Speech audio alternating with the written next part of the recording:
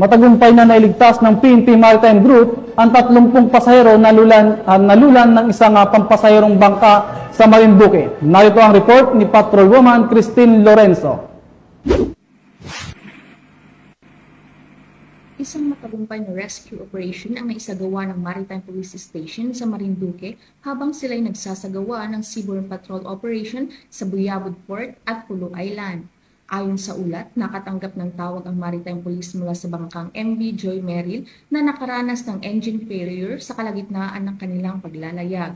Agad namang tumugon ang Seaborne Patrol ng Marinduque Maritime Police sa pangunguna ni Police Major Patricio A. Corcha Jr., Station Chief, at nagumpay na nailigtas ang 30 pasahero mula sa posibleng kapahamakan.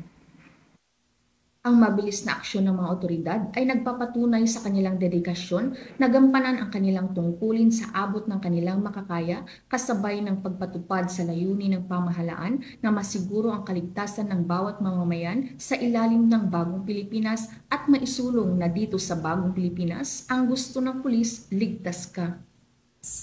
Mula dito sa Calapan City, Oriental Mindoro, ako ang inyong PNN correspondent, Patrolwoman Christine Lorenzo, alagad ng batas, tagataguyod ng Balitang Pulis.